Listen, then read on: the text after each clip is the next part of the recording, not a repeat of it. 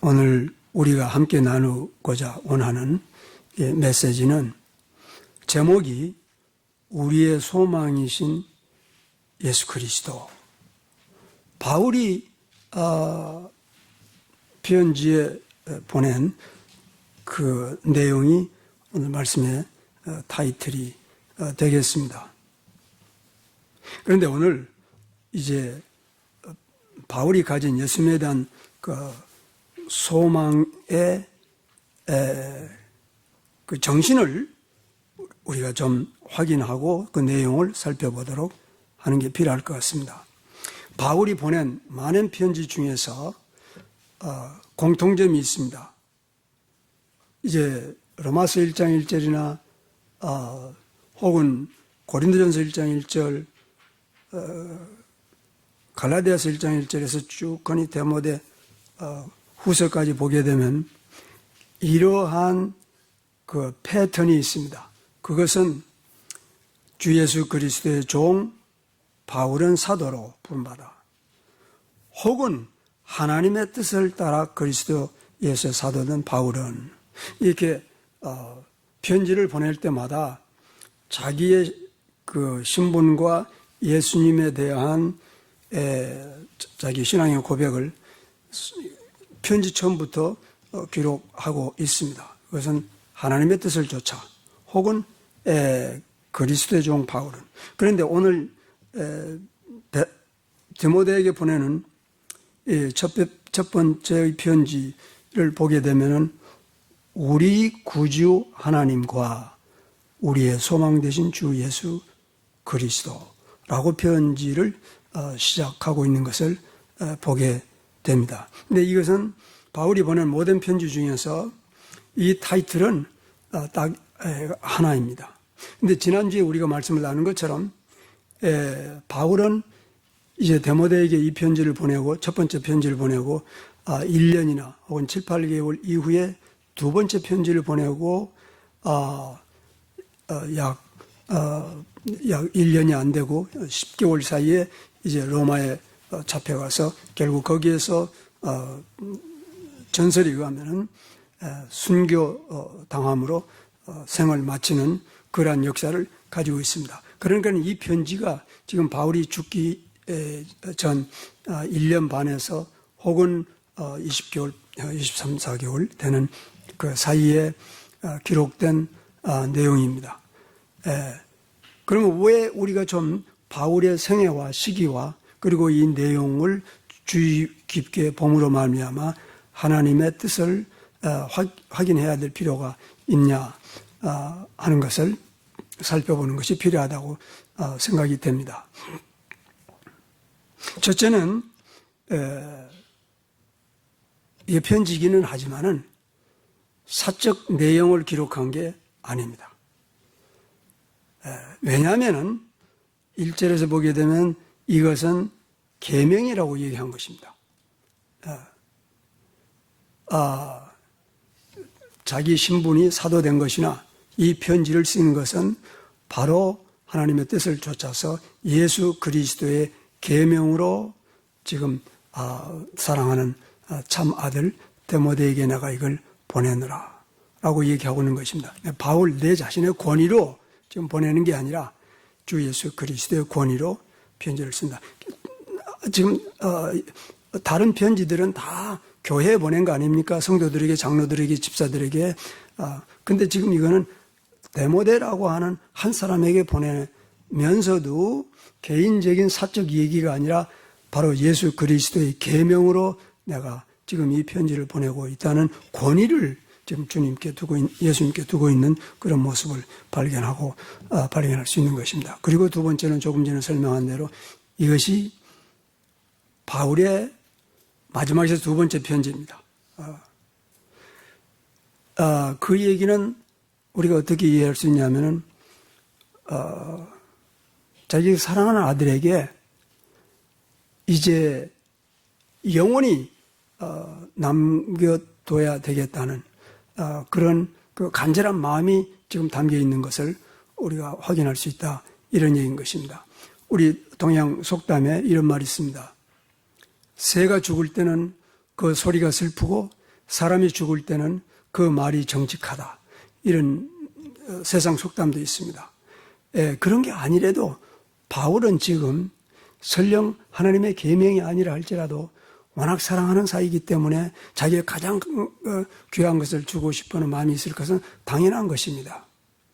그런데 지금 더더구나 성령의 감동일 뿐만 아니라 예수님의 계명으로 쓰는 내용입니다. 그런데 내용은 지금 우리의 구주 되시는 하나님과 우리의 소망이신 예수 그리스도와 하는 타이틀로 자기의 신앙을, 바울의 그 신앙을 지금 데모데에게 전수하고 있는 것을 우리가 볼 수가 있습니다.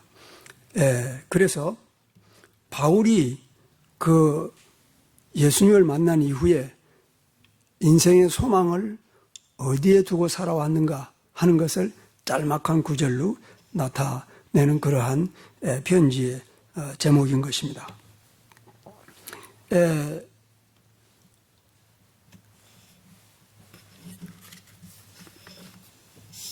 여러분이 소망에 대해서 오늘 우리가 정리해야 될 아주 중요한 필요가 있다고 생각합니다. 이미 소위 서론을 통해서 지금 이 무게, 바울이 예수님에게 소망을 둔 이것은 그냥 가벼운 문제가 아니라 하나님의 감동으로 바울로부터 그 진리를 배우고 예수님을 아는 지식과 신앙을 가졌다면 우리도 바울과 동일한 신앙을 둬야 될 절대적인 필요를 지금 확인할 필요가 있다. 그런 얘기인 것입니다. 그래서 우선 소망에 대해서 잠깐 살펴보고 그 내용을 나누도록 그렇게 할 필요가 있을 것 같습니다.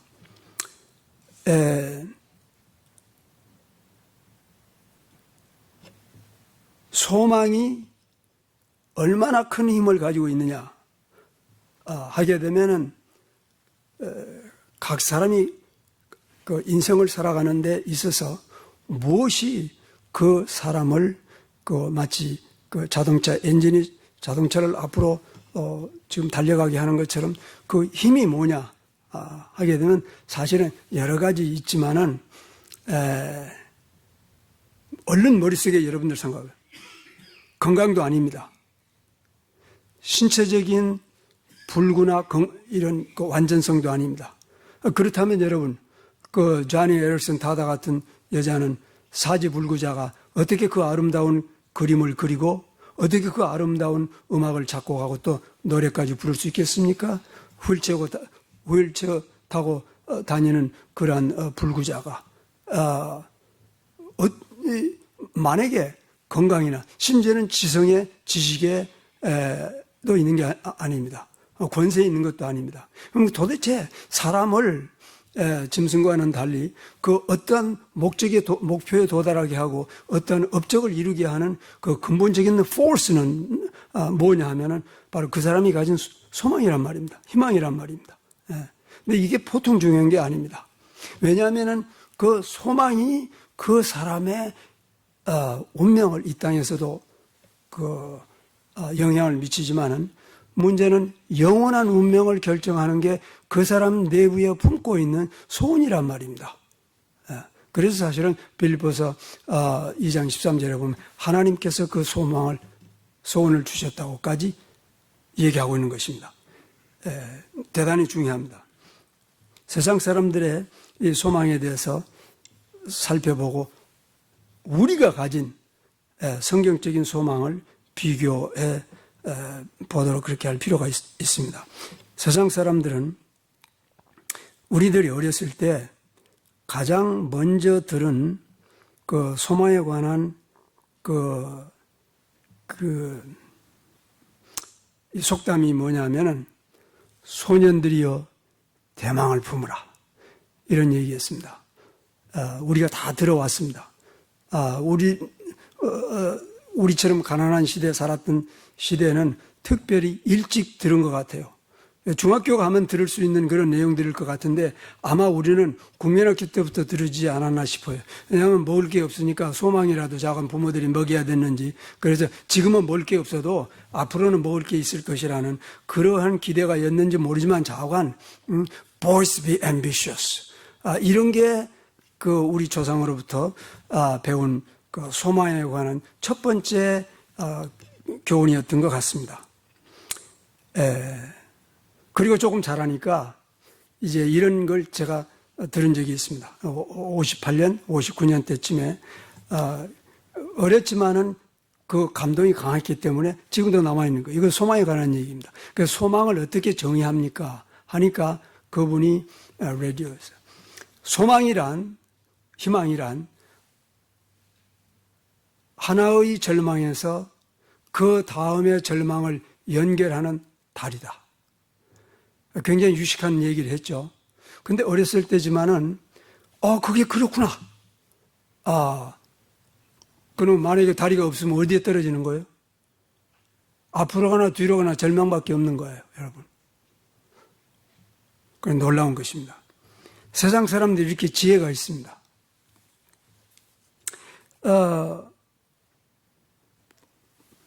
이 소망과 다른 것을 우리는 절망이라고 합니다. 그래서 어떤 사람은 이 소망을 표현할 때 반대 것으로 예를 듭니다. 절망이란 저당 잡힌 소망이다.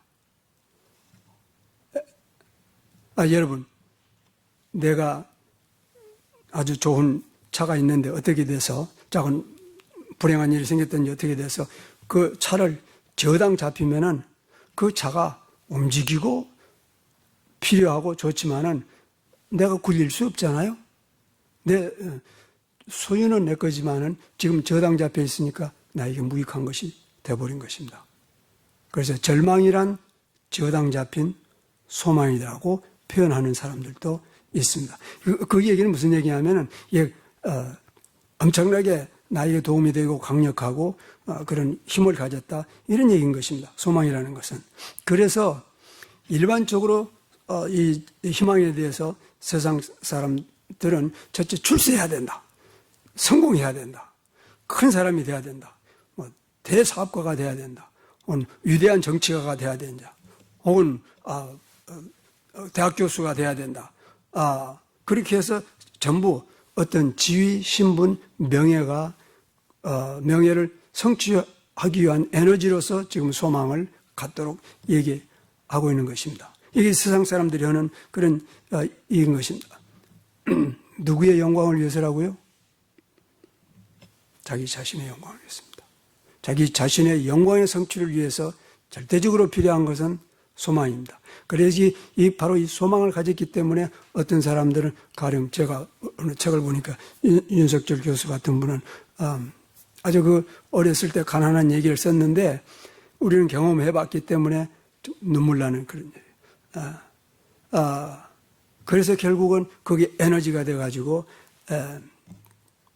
물리학자도 되고, 그 다음에 또 경영학자도 되고, 엄청난 일을 한 그런 그 내용의 책을 보게 됐습니다. 근데 그분이 그걸 나누는 것은 자기 명예를 나누자는 게 아니라, 우리가 아주 어렸을 때 들은 바와 같이 boys be ambitious. 여러분, 대망을 가지시오. 그러면 그걸 성취할 수가 있습니다. 이런 의미로 쓴 것 같습니다. 그래서 우리들은 최소한도로 부모들로부터 지금 좀 오늘은 먹을 게 없지만은 내일은 장을 봐와서 좀 잘 먹을 것이다. 그러므로 내일은 좀 나아질 거야. 병든 사람도 그렇고 항상 이런 소망을 우리로 하여금 갖게 배워왔던 것입니다. 여러분, 이게 없으면은, 소망이 없으면 절망이라는 낭떠러지에 떨어지기 때문인 것입니다. 자, 이러한 세상 사람들이 추구하는 출세라든지 명예라든지 혹은 건강이라든지 권세라든지 이러한 소망들과 지금 바울이 이제 불과 얼마 이후에 그가 세상을 떠나기 전에 자기 사랑하는 믿음의 아들에게 소망의 방향을 주고자 원하는 간단한 내용은 오늘 1절에서 보는 바와 같이 우리의 소망 되신 주 예수 그리스도라고 다시 한번 확인하는 것입니다. 바울이 데모데에게나 다른 사람들에게 처음 가르친 것은 아닙니다. 마찬가지로 우리도 오늘 이 시간에 우리가 바라는 그 강력한 힘을 가진 에너지를 가진 소망의 방향이 어디에인가 정리를 해야 됩니다. 왜냐하면 우리들도 예수 믿는 우리들도 많은 경우에 우리의 소망이 예수 그리스도에 있다고 생각하고 고백은 하는데 라이프 스타일은 전혀 다른 데 가고 있습니다.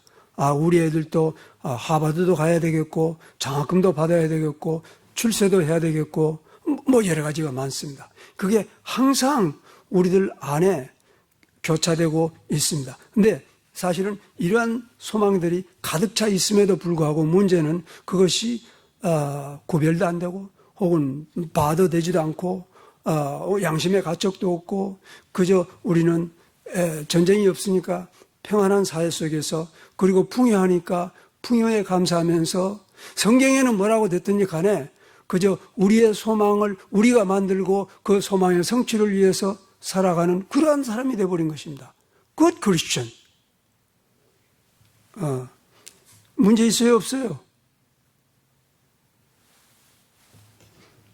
있어요, 여러분. 내가 보기에는. 너희가 서로의 영광을 구하면은 나를 믿을 수 없다고 예수님 얘기했습니다. 근데 그것을 딱 깨달은 바울은 골로새서 1장 27절에서 이렇게 고백하고 있습니다. 하나님이 그들로 하여금 이 비밀의 영광이 이방인 가운데 어떻게 풍성한 것을 알게 하려 함이라. 이 비밀은 너희 안에 거하신 예수 그리스도니 곧 영광의 소망이라. 이게 바울이 예수님 알고 나서 만나고 나서 믿고 나서 여러분 하나로 정리가 된 것입니다. 인간이 가질 수 있는 바울이 가질 수 있는 수많은 소망들이 여러분 완전히 다 씻어진 것입니다. 하나가 되었다는 얘기는 예수 그리스도를 향한 그 소망 하나밖에 없다는 것은 다른 것이 제거되었다는 얘기인 것입니다. 여러분 이것은 우리의 도덕적인 삶이나 혹은 어떤 인격적인 수준을 위해서 필요한 게 아닙니다. 이것은 여러분 죽고 사는 문제입니다. 이 땅에서. 그리고 영원한 세계에 있어서는 멸망과 영생의 문제입니다. 이 어떤 소망을 갖는가에 대해서 많은 사람들이 너무 무지하고 무관심하고 그렇게 살아오는데 오늘 우리가 정리가 되어야 됩니다. 제가 여러분 몇 사람들의 예를 한번 살펴보도록 하겠습니다. 제가 지금 말씀드리는 이 사람들의 공통점이 무엇인가 한번 살펴보도록 하십시다. 1940년대의 히틀러. 이 사람의 이름은 누구든지 다 기억합니다. 그리고 그 다음에 바다와 노인이라는 책으로 노벨상을 받은 어네스트 헤밍웨이. 그 외에도 많은 책으로 우리 한국에 소개되어서 알고 있는 유명한 사람입니다. 노벨상을 물론 받았지. 그 다음에 또 한 사람, 설국이라는 소설을 써서 역시 노벨상을 받은 일본의 가와바다 야스나리. 이 사람은 물론 모르는 사람들이 있을 것 같아.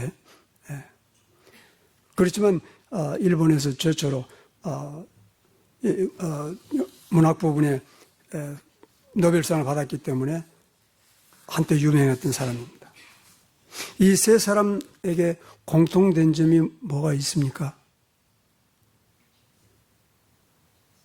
자기들의 마지막 생애를 자살로 마친 사람들입니다. 이 사람들은 많은 사람들에게 영향을 끼친 사람입니다. 좋건 나쁘건 간에. 그처럼 이 세상에서 명예와 부귀를 획득하고 누렸던 사람들이 어떻게 해서 그 나이 많은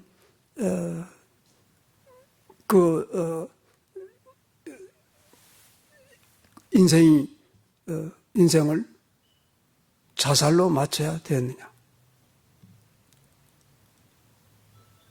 여러분, 이게 소망이 되겠어요? 하나님께서 우리에게 주신 여러 가지 그 특성 중에 하나는 생명을 위한 강력한 힘을 줬습니다. 육신의 생명이죠. 영생뿐만 아니라 일상 사는 동안에. 그래서 그 많은 얘기들 중에 달라스에서 올해 정확하게 연도는 제가 잊어먹었습니다만 어느 사람이 자동차 그냥 갈려서 바퀴 밑에 있으니까 지나가던 사람이 그거 보고 차를 버쩍 들어가지고 그 바퀴 밑에 있는 사람을 꺼냈습니다. 예. 근데 이제 목격한 사람들이 그 얘기가 나와가지고 달라스 모닝뉴스 기자가 와서 카메라 가져와서 그걸 들어보라고 그러니까 들기는 뭘 들어요. 꿈쩍도 못하지. 예. 그러나 위기가 되면 사람들은 그렇게 나올 수 있습니다. 엄청난 힘이 있습니다. 그건 왜냐하면 생명이 그처럼 강한 힘을 가지고 있기 때문입니다. 하나님께서 주신 그런 엄청난 힘입니다. 근데 그 엄청난 생명의 힘을 갖다가 푸시해 나가는 엔진은 뭐냐면 소망이란 말입니다. 근데 지금 히틀러라든지 혹은 가와바다 야스날이라든지 혹은 해밍웨이라든지 이런 사람들 보통 사람보다 탁월한 사람들입니다. 우리 인간 안에 그 생명의 유지를 위해서 하나님께서 주신 강력한 힘을 어떻게 자살로 끝을 낼 수 있냐는 것입니다. 왜냐하면 그 사람들은 평소 때 그들의 소망이 방향이 맞지 않았기 때문에 그런 것입니다. 그래서 바른 방향의 소망을 맞춘다는 것 엄청나게 중요한 것입니다. 여러분, 이 세상뿐만 아니라 다음에 오는 세상에 이게 영생이냐 멸망이냐 하는 결정을 여러분 소망이 운전하게 방향을 정하게 되는 것입니다. 바울이 바로 예수님을 안 뒤에 그의 소망 정리를 한 것입니다. 믿는다는 것은, 사랑한다는 것은 다 소망의 방향 정리입니다. 이처럼 이제 방향이 정리되지 아니한 사람들의, 탁월한 사람들의 종말이 과연 어떻게 되었는가를 우리가 본다면은 이거는 철학적인 문제가 아닙니다. 그래서 오늘 우리가 그러면 이게 생각하는 것보다 심각한 문제다. 정리가 됐. 만약에 이 그리스도를 향한 소망이 성경 말씀대로 정리가 되면 일반적으로 우리가 겪고 있는 문제들이 해결이 되기 시작합니다. 세상 사람들은 이제 조금 전에 얘기했기 때문에 어떠한 능력이나 혹은 신분이나 권세를 가졌든지 간에 파괴적인 종말로 끝이 날 수가 있습니다. 그런데 문제는 그리스도인들도 여전히 마음속에 많은 갈등을 가지고 있습니다. 우리가 예수 믿기 전에 가졌던 그런 욕망들이나 혹은 시기심이나 혹은 질투심이나 혹은 불안이나 혹은 초조나 혐오감이나 좌절감이 여전히 우리들에게 있습니다. 근데 문제는 이겁니다. 그것이 어떠한 절망감이든 절망의 환경이 됐든지 간에 또 어떠한 원수가 되었든지 간에 혹은 어떠한 유혹이나 욕망이 되었든지 간에 그리스도인들과 비그리스도인들의 차이는 명확하고 간단합니다. 우리는 절대 노벨상을 받은 적은 없지만은 총을 들어서 내 목숨을 끊지는 않습니다. 다릅니까? 같습니까? 행여라도 비슷하지도 않습니다. 그리스도에게 소망을 둔 사람들과 이 세상의 영광에 소망을 둔 사람들과 종말은, 인생의 종말은 하늘과 땅 차이입니다. 여러분, 우리들에게 다 다른 욕망이 있습니다. 출세의 욕망이나 이생의 욕망이나 명예의 욕망이나 다 있습니다. 그 욕망이 나를 불명예로 떨어뜨리거나 나의 인생을 파괴하거나 하나님과의 관계를 끊어버리거나 그렇게 내버려 두지 않습니다. 무엇이 나를 지켜주십니까?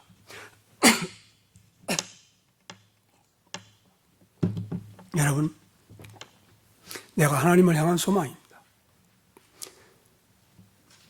근데 사실은 그 답변은 틀렸습니다. 왜 그랬습니까? 하나님이 먼저 나에게 소망을 둔 것입니다. 어떤 사람이 베드로 생애를 얘기할 때 제가 미처 깨닫지 못한 그런 내용을 들었습니다. 베드로는 엄청나게 자아가 강한 사람이었던 것 같습니다. 그렇기 때문에 그 사람이 여러 번 넘어집니다. 근데 마지막으로 넘어질 때 예수님께서 이런 말씀을 하십니다. 베드로야, 내가 너를 위해서 기도했다. 이제 서서 내가 너를 굳게 한 것처럼 내 형제들을 굳게 하라. 그런 얘기를 합니다. 베드로가 여러 번 수없이 넘어졌지만은 예수님께서는 베드로에게 둔 소망을 거두지 않았기 때문에 베드로는 결국 수치를 당하고 부끄러움을 당했지만은 마지막으로 죽을 때 그리스도의 전설에 의하면은 십자가를 거꾸로 매달려서 세상을 떠났다는 그런 얘기가 있습니다. 하나님께서 먼저 우리에게 소망을 뒀기 때문에 우리가 그 소망에 대한 배신을 할 수 없으니까 그리스도의 소망을 붙들고 살아가는 그런 사람들입니다. 우리에게 유혹이 없다거나 고난이 없다거나 좌절이나 실패가 없었다는 게 아닙니다. 여러분. 그러므로 오늘 우리 안에 있는 그 홍수 같은, 태풍 같은, 혹은 쓰레기 같은 그러한 감정이, 혹은 생각이, 혹은 소망이 우리 안에 흐르고 있거나 넘치고 있거나 차 있을 때 이것을 정결케 할 수 있는 것은 그리스도에 대한 소망입니다. 자, 여러분 다 같이 성경 구절 하나 함께 찾아보도록 하십시다. 요한일서 3장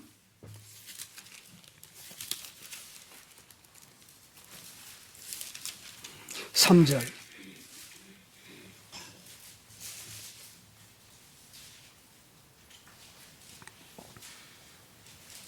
함께 같이 봉독해 보십시다. 요한일서 3장 3절 시작. 그에게 이 소망을 둔 자마다 그의 깨끗하심과 같이 자신을 깨끗게 하느니라. 더 이상 그리스도인들을 향해서 세상 사람들이 저 지저분한 것들, 저 믿는다고 하지만은 꼴이 저 모양이나 하는 비방의 대상이 되는 것이 옳지 않습니다. 하나님께서 그의 독생자의 아들 피로 우리를 깨끗게 한 그 정결을 우리가 이 세상에 사는 동안에 더럽힐 수 없습니다. 믿음이란 뭐냐? 하나님께서 우리를 깨끗하게 한 그 정결을 전력을 다해서, 사력을 다해서 그 정결을 지켜가는 삶의 과정이 믿음인 것입니다. 어떻게 천지를 지으신 그 전능하신 하나님이 나를 구원했고 거룩하게 했고 깨끗하게 했는데 나는 그게 무관심한 채 세상을 살 수 있는 그런 능력이 우리가 어디 있습니까?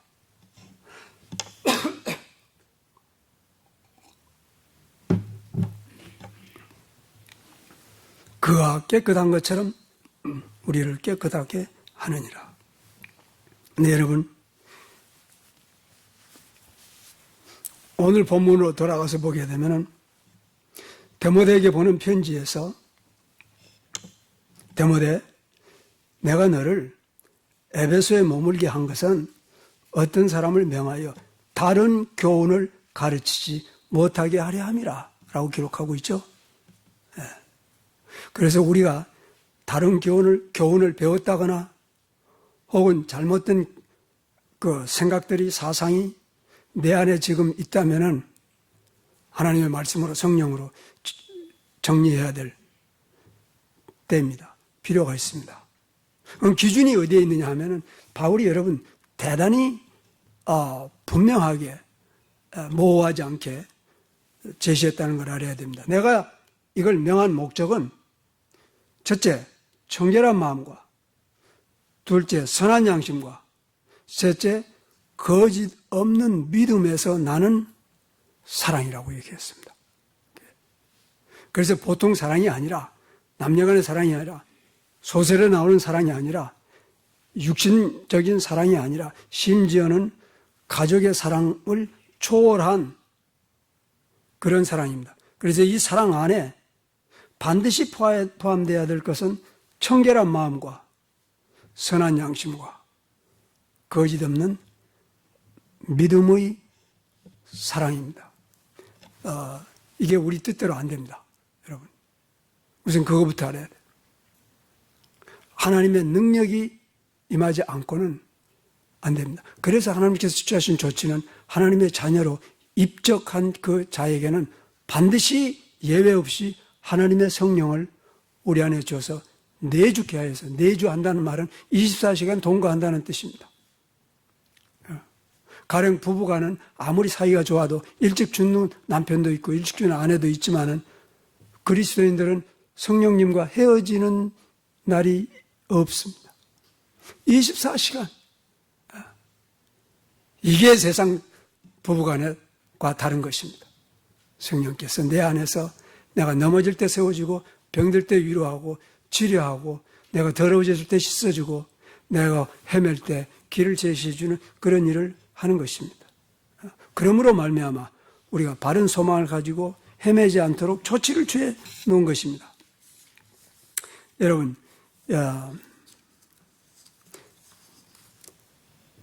청결한 마음과 선한 양심과 거짓 없는 믿음으로 나는 사랑은 곧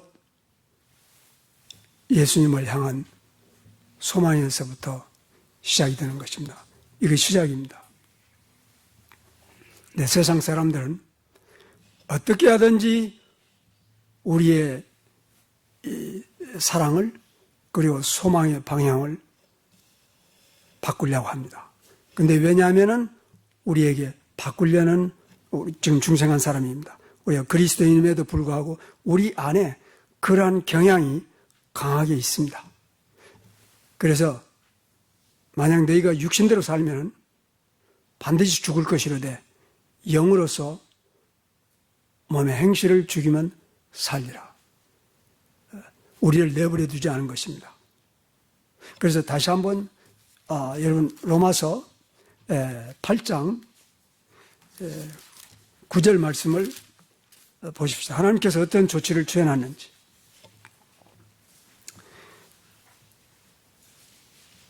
제가 봉독하겠습니다. 로마서 8장 9절. 만일 너희 속에 하나님의 영이 거하시면 너희가 육신에 있지 아니하고 오직 성령에 있나니 누구든지 그리스도의 영이 없으면 그리스도의 사람이 아니라.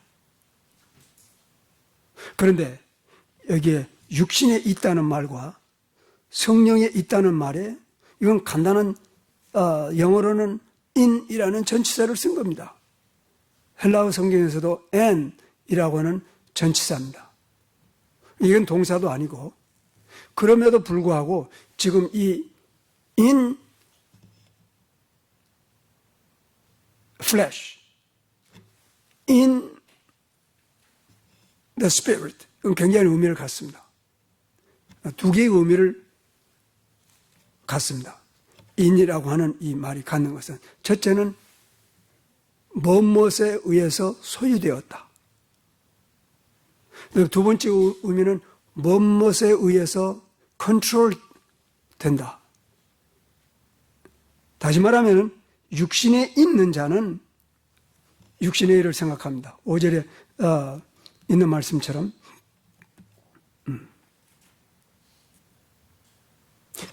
육신에 의해서 소유된 자는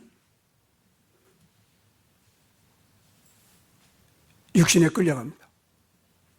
육신에 의해서 통제된 사람은 in the flesh, 육신의 통제를 받습니다. 성령에 있는 자는 성령에 의해서 소유됐다는 뜻입니다. 성령에 의해서 통제를 받는다는 뜻입니다. 만약에 성령이 내 안에 거하게 되면, 지금 그리스도의 영이 없으면 그리스도의 사람이 아니라고 했기 때문에, 만약에 그리스도의 사람 같으면 성령에 의해서 소유되었습니다. 그리고 성령에 의해서 통제를 받습니다. 자, 여러분, 내가 하나의 예를 여러분들과 나누겠습니다. 이 사람이 유명한 사람입니다. 4세기에 에집트 사막에서 이제 제자들을 가리키면서도 이제 수도 생활을 하는 분인데, 파푸니우스라고 하는 그 유명한 수도사가 있습니다.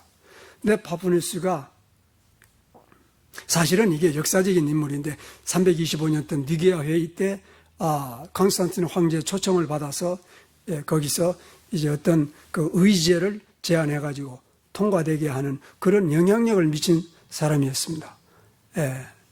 근데 이 사람이 어떻게 해서 작은 다른 면으로 유명하게 되는지 모르지만은, 역사적인 인물인데, 이 사람이 유명하게 된 이유는 1890년도에 프랑스의 아주 유명한 작가입니다. 아나톨 프랑스라고 하는 사람이 이 타이스라는 소설을 썼습니다. 근데 이게 역사적인 인물을 중심으로 해서 쓴 소설입니다. 근데 이 소설이 너무 유명했습니다. 그래서 몇 년 후에 이제 그 영국의 프랑스의 그 유명한 이제 작곡가가 이제 마스네라고 하는 줄 마스네라고 하는 유명한 사람이 있다고 합니다. 근데 그 사람이 무희 타이스라는 제목으로 오페라를 만들었어요. 근데 이 오페라가 워낙 잘 되나가니까 한순간에 전 세계적으로 이게 알려진 것입니다. 여러분들이 그 타이스의 명상곡에 오페라는 보지 못했다 알는지 모르지만 저는 본 적이 없습니다. 그러나 타이스의 명상곡은 여러 번 들어서 아주 귀에 익숙합니다. 그리고 대부분 지금 나이 많은 사람들은 타이스의 명상곡을 지금 머릿속에 음악으로 흘러가고 있습니다. 아주 유명. 왜 제가 이 얘기를 하냐면, 이 아나톨 프랑스라고 하는 사람이 타이스라는 책을 썼는데 아주 아름다운 내용이 들어 있습니다. 근데 파푸누스가 이제 그 애굽의 광야에서 수도 생활을 하다가 자기가 어렸을 때 알게 된 동네 그 여자아이가 생각이 났습니다. 그 여자 이름이 타이스입니다. 근데 소문을 들어보니까 좋지 않아요. 워낙 얼굴이 미인이기 때문에 절세의 미인이에요. 그건 뭐 확실해요. 왜냐하면 그 당시에 알렉산드리아의 모든 그 고위 귀족들 사이에서만 사는 사람인데, 근데 행실은 이게 문제가 돼요. 뭐 옛날 한국의 그 황진이 같은 그런 수준이 아니라, 하여간 그래서 내가 이 여자를 구해야 되겠다 하고 이제 거기 자기 선배되는 수도 승에게 찾아가서, 팔레몬이라고 하는 사람한테 찾아가서 이렇게 상담을 합니다. 가지 마라 그럽니다. 그런데도 이 여자를 구원해야겠다는 강력한 생각이 있어서 이제 자기 친구 나시아스라고 하는 친구한테 가서 돈을 빌려갖고 옷도 빌려 입고, 그래서 결국은 가서 전도를 합니다. 근데 이상하게 전도가 됐어요. 타이스가 회개하고 사막에 있는 수도원에 들어가겠다는 거예요. 그래서 데리고 와서 수도원에 넣어놓고 자기는 자기 수도원에 갔는데 그날 저녁부터 잠이 안 자는 거예요. 왜 그러겠어요? 타이스의 그 절세 미모가 떠나지 않는 거예요. 이거 큰일 났지. 그래서 더욱 그냥 점점 더 동굴 속으로 들어가면서 그거 합니다. 근데 자기가 떠나기 전에 지금 이게 중요합니다, 여러분. 왜 내가 이 얘기를 하는지 여러분들이 내가 얘기하지 않는 부분이라도 캐치할 수 있는 것이 중요합니다. 왜냐하면 제가 요한일서 3장 3절을 인용했기 때문에 눈치가 있는 분들은 지금 이 얘기하고 어떻게 연결이 될 수 있는지를. 타이스한테 가기 전에 자기 수도원 지역에 있는 유명한 사람들 며칠을 찾아갑니다. 그 중에 하나가 바로 티모클레스라고 하는 노인을 찾아갑니다. 근데 이 노인은 발을 딱 개고 앉아서 풀지를 않아요. 오죽하면 머리에 새들이 둥우리를 쌀 정도라고. 그래도 오불가능해요. 그래 가서 말이죠. 내가 지금 타이스를 보러 가야 되겠는데 어떻게 생각하느냐, 그런 얘기를 합니다. 근데 이 얘기를 하다 보니까 이 티모클레스가 그리스도인이 아니라 그런데 어떻게 이 사막에 와서 지금 그 고행을 하고 있냐. 자기는 하늘의 소망이라도 하늘의 보상을 약속한 소망이라도. 근데 제가 지금 이 얘기를 하는데 이거는 할 수 없이 제가 영어로 얘기해야 돼요. The promise of heavenly reward. 이것이라도 나는 있으니까 지금 이 고행을 하고 있는데, 티모클레스, 당신은 그런 소망도 없으면서 왜 우리처럼 지금 이 고행을 하고 있어? 하면서 뭐라고 그러냐면 이렇게 얘기해요. 당신은 획득할 소망도 없이 상실하고 있으며 보수 받을 수 없는, 주기만 하고 있는 어리석은 자요. 그러면서 당신은 예술가를 흉내내고 있는 원숭이요. 그러고는 그냥, 만약에 제가 이렇게 하면, 지금 말씀드리면 아직도 여러분 무슨 얘기하는지 몰라. 그러나 다시 한번, 당신은 lose without hope of any gain이에요. 그래서 gain이라고 하는 단어를 머릿속에 집어넣어야 돼.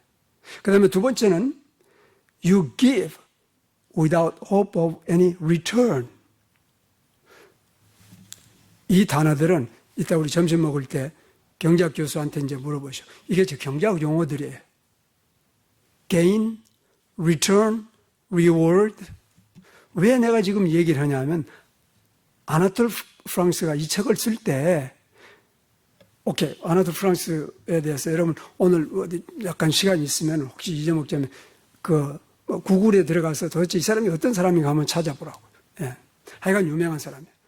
하여간 그 인생이 긴 사람. 특히 이 사람이 유명했던 게 드레이퍼스 사건에서 이게 에밀 졸라하고 프랑스의 대지성인들이 드레이퍼스 간첩 사건 때 아주 강력하게 이 사람의 구명운동을 하는 그런 역사가 있는 사람입니다. 근데 이 사람이 사실은 가장 강력한 사회주의자입니다.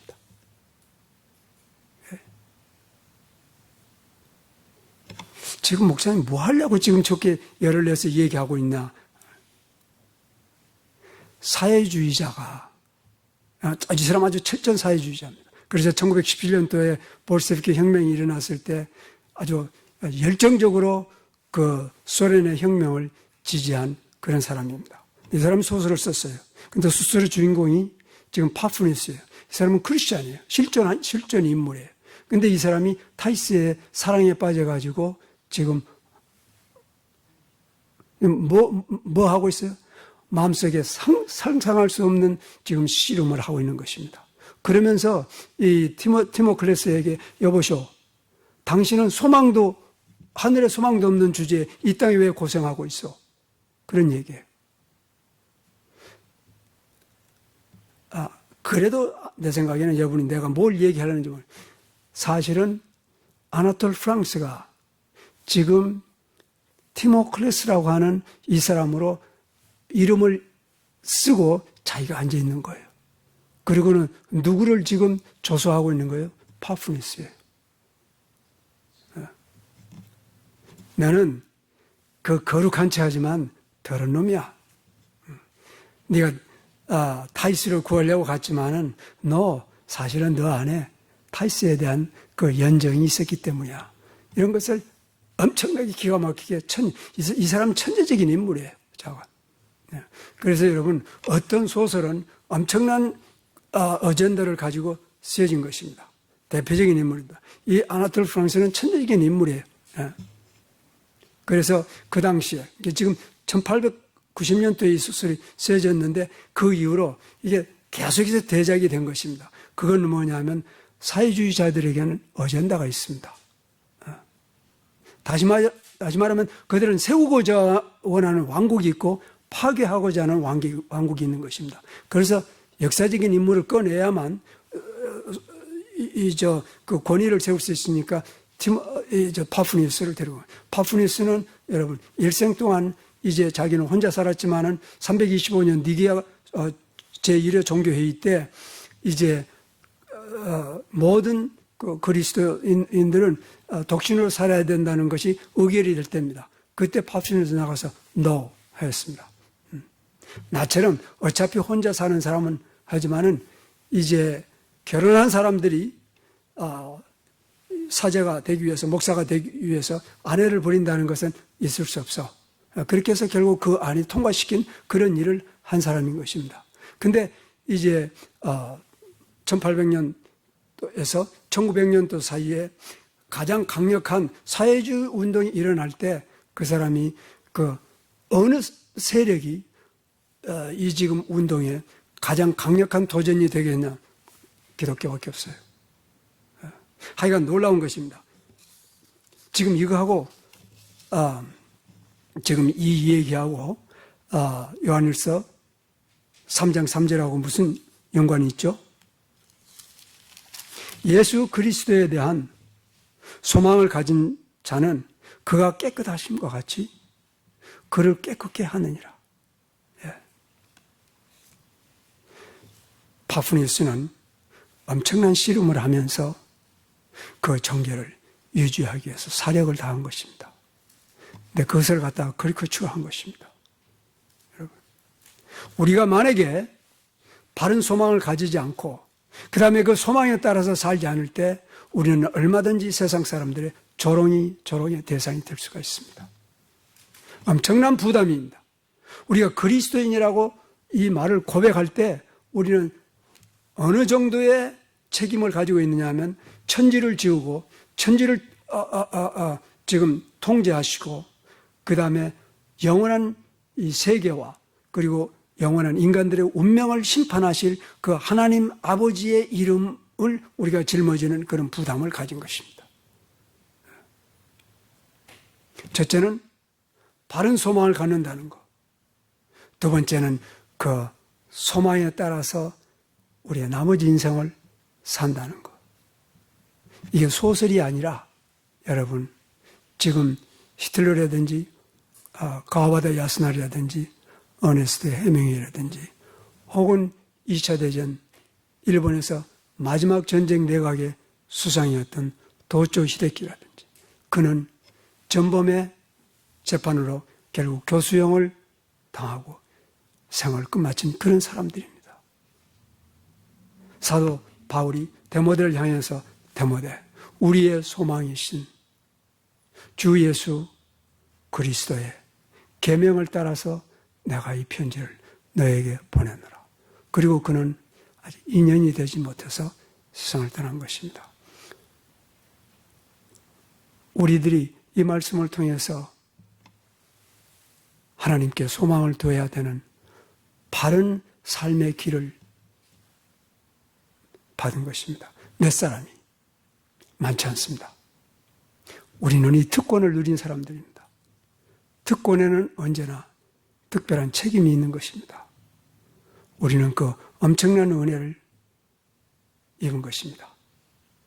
바른 소망을 우리에게 주신 하나님의 은혜를, 그리고 그 소망을 가진 자마다 그의 깨끗하심과 같이 자기를 깨끗게 하는 그러한 삶을 살도록 특별히 택함을 받은 그러한 사람들입니다. 디모데, 우리 주 예수 그리스도의 하나님과 우리 주 예수 그리스도의 소망이 되신 그리스도, 그의 계명을 따라 예수 그리스도의 사도된 바울은 믿음 안에서 참 아들된 디모데에게 편지를 보내노라. 혹시 이 편지가 개인적으로 나에게 지금 와 있다고 생각할 수 없는 이유가 뭐가 있겠습니까? 우리 개인으로 받은 편지라고 우리는 오늘 믿음으로 받아들일 수가 있습니다. 그것이 우리가 예수님을 아는 관계의 성립이 수립이 되는 첫 단계입니다. 그리고 우리는 이 은혜에 합당한 삶을 살도록 부름을 받은 사람들입니다. 우리가 하나님께 감사해야 될, 하나님께 영광을 돌려야 될 모든 이유가 여기에 있습니다. 왜냐하면 이를 위하여서 그리스도께서 십자가에 죽으셨기 때문인 것입니다. 기도하십시다. 살아계신 우리 하나님,